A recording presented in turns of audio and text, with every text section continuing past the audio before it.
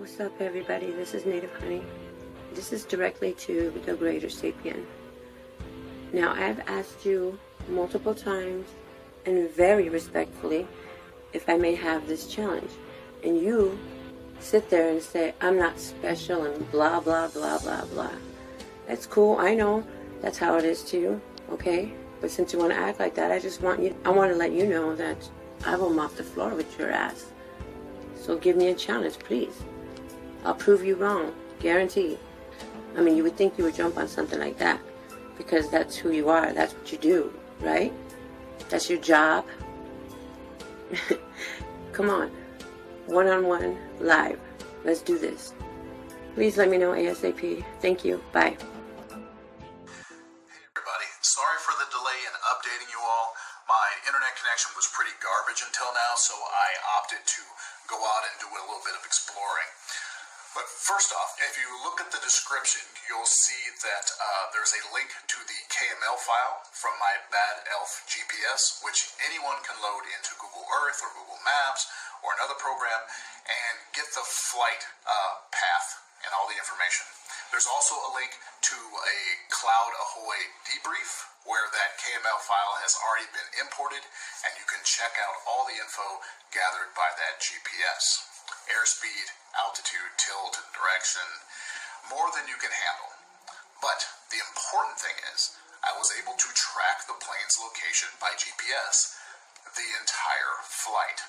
There's a particularly silly globe denier claim that GPS means ground positioning system and doesn't work over oceans, and specifically that it doesn't track flights in the southern hemisphere, either because the oceans are too wide and the planes get out of range of the ground towers, or they don't want people to see that they had to go in a different direction, or something lame like that.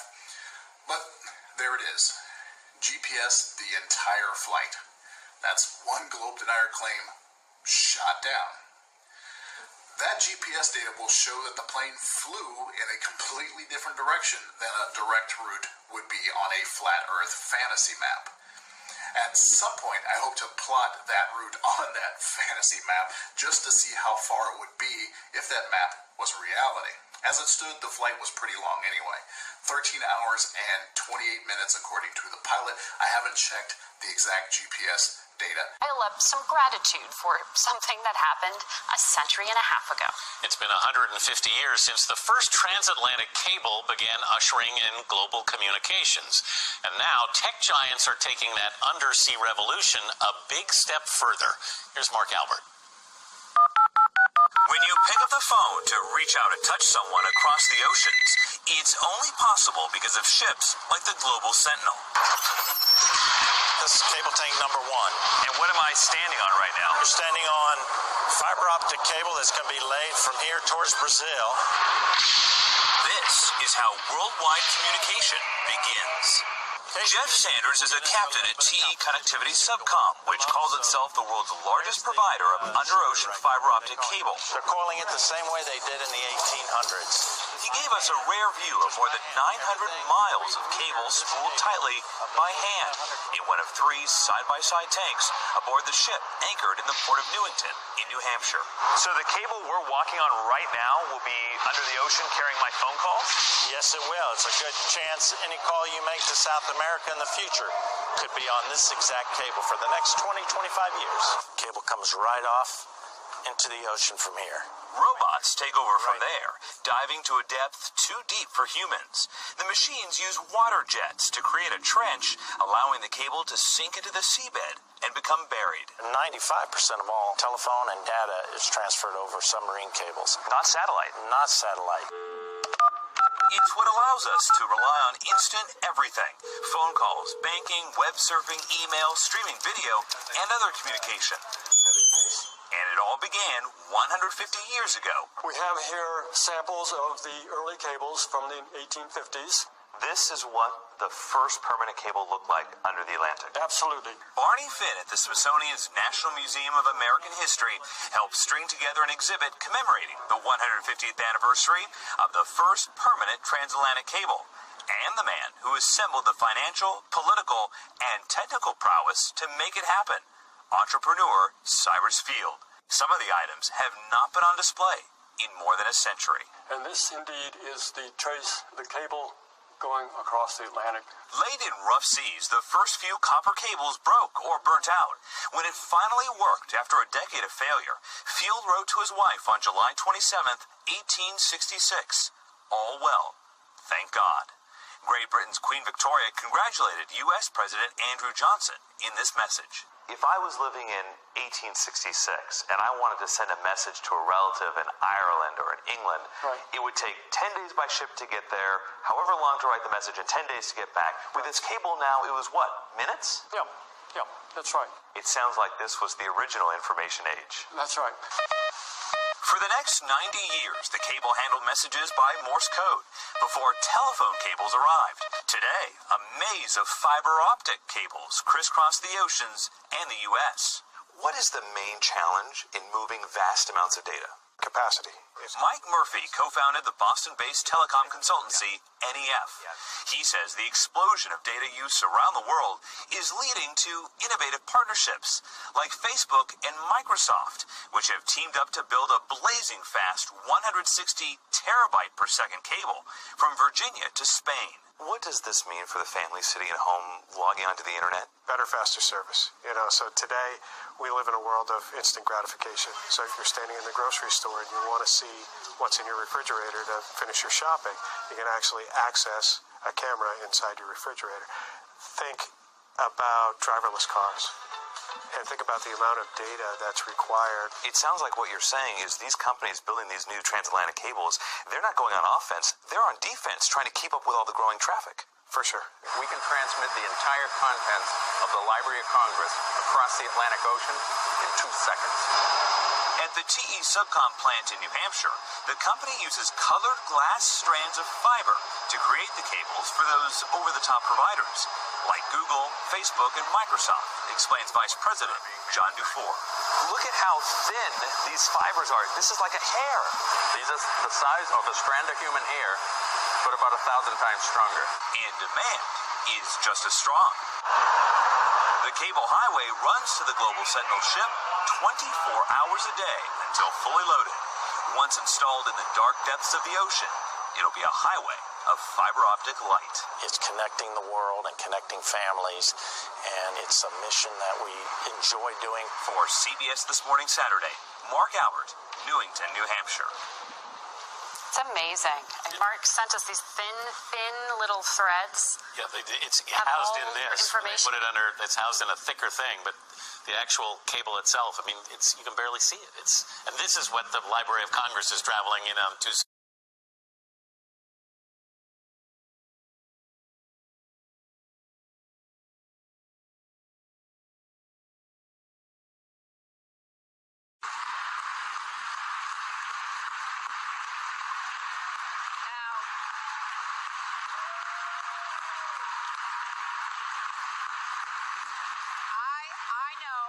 I know we have still not shattered that highest and hardest glass ceiling, but someday someone will, and hopefully sooner than we might think right now.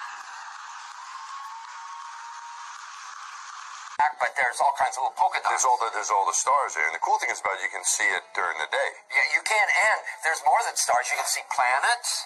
You can see moons. You see the gas Magellan clouds of you see the Magellanic Clouds. Magellanic. See, I just thought the Magellan there's a large one and a small one, right? Yeah. And then you can see the zodiacal lights. Whoa.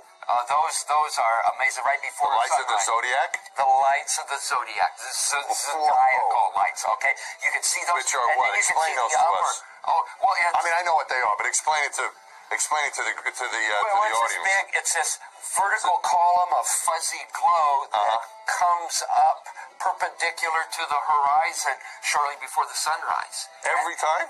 No, it depends on the viewing angle and such. Not every time, but if the viewing conditions are right, you see this big fuzzy glow that goes way up high, maybe 30 or 40 degrees above the horizon, perpendicular to the horizon, and it's this fuzzy glow. It's a zodiacal light. But one thing to add to this, I think, which is kind of interesting about being able to look into the black void, is that we can't do that when the sun is out here on Earth. And it's not because the sun is so bright. It's because the atmosphere, right? The light comes through the atmosphere and refracts, and we see blue. It scatters. We see blue. So what we see is we see the blue color because the way the light gets bent. Was it only the scattered, but it's the wavelength of the light that penetrates. 1 over lambda to the 4. Right, that's the blue light. Really so the blue light is what, the low wavelength or the high wavelength? Low wavelength. Okay, so only the low wavelength. Yeah, the short wavelengths get scattered. And that's why we see blue. More than the long wavelengths. Right. Here's another. When viewed from the moon, as it is when viewed from cislunar space, the space between the Earth and the moon. The sky, of course, was black, but it had sort of a velvet sheen to it. The biggest visual surprise was just how black the sky was. You have a brilliant sun, brighter than any sun you normally would see, even here in New Mexico. You have these extraordinarily high mountains. We were in a valley deeper than the Grand Canyon. But then you have this black sky, a sky blacker than black. When you look out into deep space away from the sun, it's the darkest black you can imagine. Just the inherent beauty of it, the velvet, bottomless bucket of the universe. If you're there in the daytime in the moon, you see a full night sky of stars, even with the sun in the sky as well. You don't see stars in the daytime on Earth, not because they're not there, but because the atmosphere is aglow with scattered light from the sun. If you take away the atmosphere, the sun will still be there, but the sky goes dark. That's what the folks get when they go to the edge of the atmosphere, and they're calling that the edge of space. But when you get to the edge of the atmosphere is no longer between you and the rest of the universe, and the stars reveal themselves just as they would at night. So everyone knew this. So you see these photos. I've often tried to explain the difference between darkness, when you turn out the lights and it's dark in here, or blackness. Blackness is the endlessness of it all. It's hard to comprehend. I have been pushing NASA to revamp its vision. The shuttle did some extraordinary work in low orbit experiments, this International Space Station, moving cargo. It was an extraordinary accomplishment, and we're very proud of the work that it did. But now what we need is that next technological breakthrough. We're still using the same models for space travel that we used with the Apollo program 30, 40 years ago. And so what we've said is, rather than keep on doing the same thing, let's invest in basic research around new technologies that can get us places faster, allow human spaceflight to last longer, and what you're seeing now is NASA, I think, redefining its mission, and we've set a goal to let's ultimately get to Mars. A good pit stop is an asteroid. We haven't identified the actual asteroid yet, in case people are wondering. But the point is, let's start stretching the boundaries so we're not doing the same thing over and over again. But rather, let's start thinking about what's the next horizon, what's the next frontier out there. And, but in order to do that, we're actually going to need some technological breakthroughs that we don't have yet. And what we can do is, for some of this low orbit stuff, some of the more routine space travel, obviously no space travel is routine, but it could become more routine over time. Let's allow the private sector to get in so that they can, for example, send these low Earth orbit vehicles into space, and we may be able to achieve a point in time where those of you who are just dying to go into space, you can buy a ticket, and a private carrier can potentially take you up there, while the government focuses on the big breakthroughs that require much larger investments and involve much greater risk.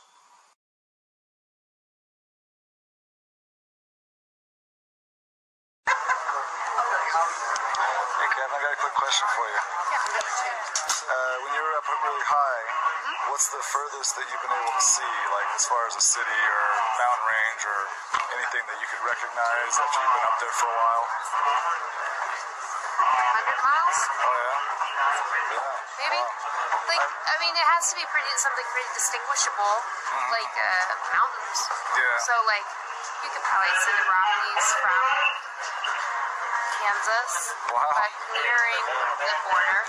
The Rockies from Kansas, that seems like more than 100 miles. Well, nearing the border from Kansas into or Nebraska, the very western edge of it. But while you're still in it, if it's a clear day, but if it's smoky or hazy, obviously we can't see much, but it's not that easy to see with the naked eye. Yeah, unless it's like a very distinguishing feature, you know?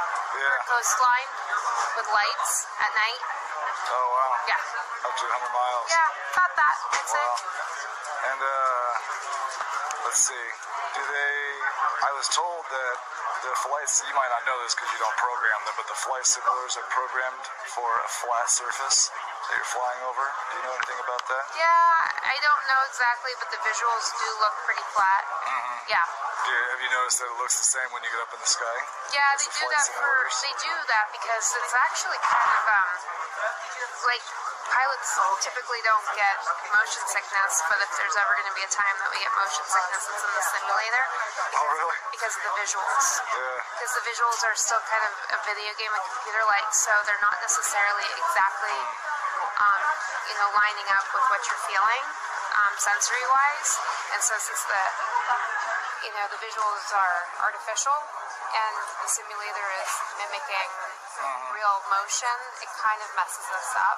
So you can't have the visuals. I mean, if they improve, that would be great, but they are what they are, even in the most advanced simulators, because we have some of the most advanced simulators and they're still kind of like, yeah. How have they taught you guys to account for the ground moving underneath you when the plane's coming in and from different directions? Like in the real plane? Well, if the Earth is moving from side to side, but you happen to be landing on a strip going north. But the wind is going like east to west? Well, not the wind, the movement of the ground underneath you. The ground isn't moving that much when you're traveling at the speed of, we landed about 143 knots, so that's quite fast. So, the movement of the Earth it's negligible. It's basically standing still as compared to our motion at that moment. That's your experience? Yeah. Yeah. Because they tell us, that at least in the U.S., the ground's moving at about 700 miles an hour left to right. And I was thinking that's kind of odd if you're landing going north, or moving in the north direction. That's not, the ground looks to us like it's standing still. Yeah, not an issue, huh? Yeah, no. Well, thank you for your time. Yeah, you're welcome. Nice to meet you. Nice to meet you. Just a few seconds away from blasting off from the Kennedy Space Center near Cape Canaveral, Florida. Let's take a look right now. Challenger finally getting ready to leave KSC. It's launch delayed a couple of times because of weather and mechanical problems. T-minus 15 seconds. The voice of launch control, Hugh Harris of NASA. T-minus 10, 9, 8, 7, 6. We have main engine start. 4, 3, 2, 1, and liftoff. Liftoff on the 25th Space Shuttle mission, and it has cleared the tower. Challenger going into its roll. That's planned. Good roll program. Spiral away from pad 39B, the first use of pad 39B since the old Apollo days and the Skylab missions. It's chilly in Florida. Icicles formed on the pad overnight. NASA engineers are concerned that they might have broken off during the launch and affected the fragile protection tiles that protect the shuttle on its way back in during re-entry. We'll throttle down to 65% shortly.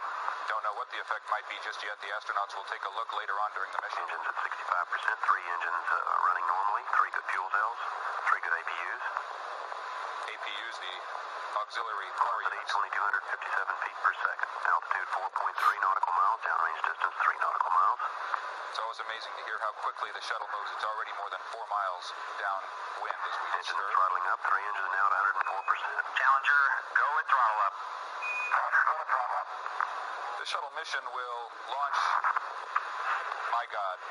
1 minute 15 There's been an explosion. Velocity 2,900 feet per second, altitude 9 nautical miles, downrange distance 7 nautical miles. This is not standard. This is not something that is planned, of course.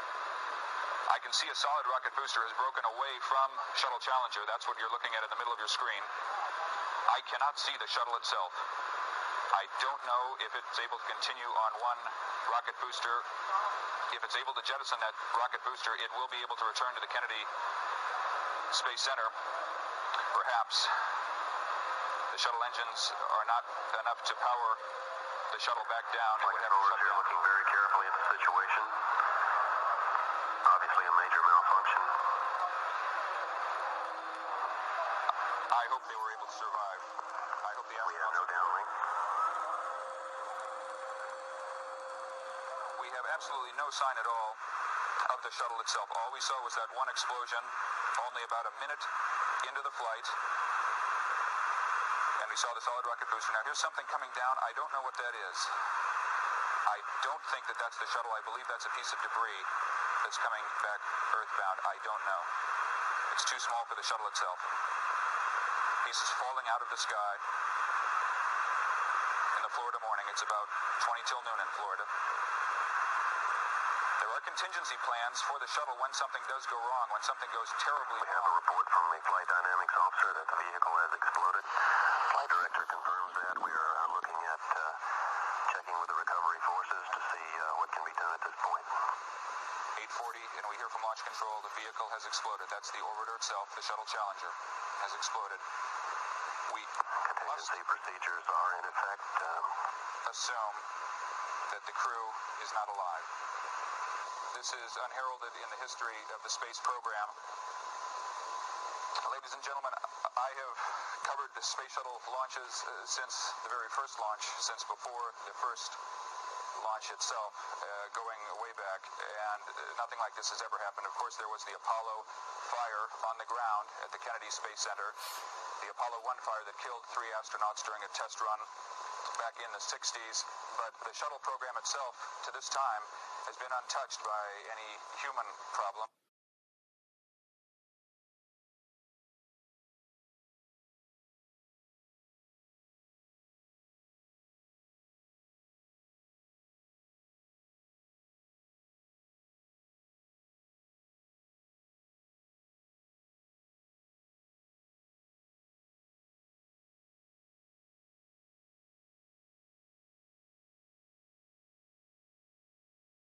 In the face of a common danger.